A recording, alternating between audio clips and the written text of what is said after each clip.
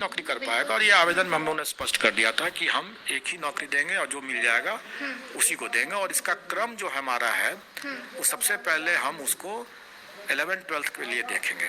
ठीक है। और इसीलिए सबसे पहले हम उसी का रिजल्ट निकालेंगे। तो जो इसमें जिसका चयन हो जाएगा उनको फिर हम 9th-10th में कंसिडर नहीं करेंगे। अच्छा। और इसी कारण से हम इस तरह से फेजिंग कर रहे हैं कि पहले हम 11th-12th का तो 11th-12th के नतीजे कब तक, एक टेंटेटिव अगर तारीख आप बता सकें? देखिए, मुझे जहाँ तक लगता है कि 11th-12th एंड 9th-10th दोनों ही लगभग आगे पीछे 15 के आसपास 15 के आसपास पूरी उम्मीद है। हाँ, उम्मीद है जी, आ सकते हैं। अच्छा, तो सर्किल के रेडियस के बराबर का स्क्वायर का एरिया क्या होगा? जब मैंने ये प्रश्न देखा तो मैं भी उछल पड़ा, इसलिए कि मैं समझ गया कि ये प्रश्न तो बिल्कुल ही बच्चों वाला है जरूर, लेकिन ये प्रश्न ऐसा है कि कुल का ही लेवल का मामला है ये।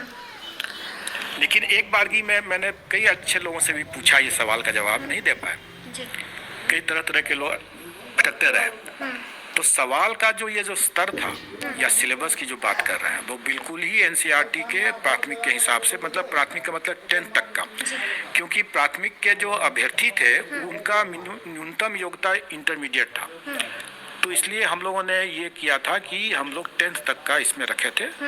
उसका जो लेवल था, प्रश्न का जो स्टैंडर्ड था वो 10th तक का हम लोग रखे थे। और ये 10th तक के लिए बिल्कुल है। 10th क्या, ये तो प्रश्न जो मैं बता रहा हूँ, उदाहरण दे रहा हूँ, 75% से नहीं भर पाती है।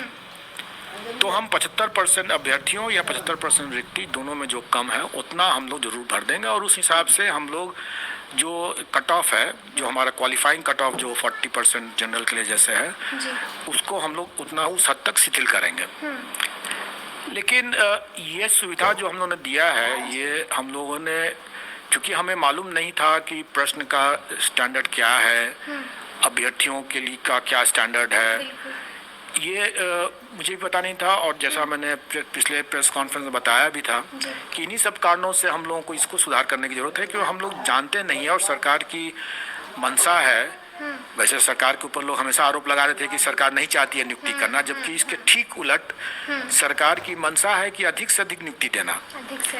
और आप इसी कारण से हम लोगों ने कहा कि भाई अगर गलत लोग बयानबाजी कर रहे हैं, गलत बयानबाजी कर रहे हैं कि भाई सरकार की मंशा ही नहीं है, तो सरकार अपनी मंशा दर्शा रही है कि भाई हम 75% तक का हम भर देंगे।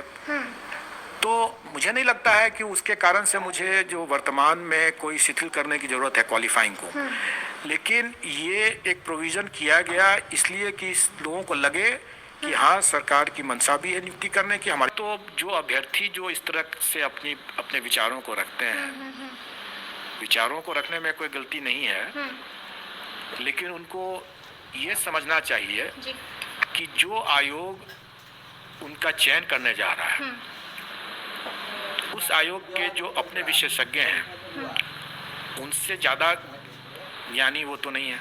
बिल्कुल जी।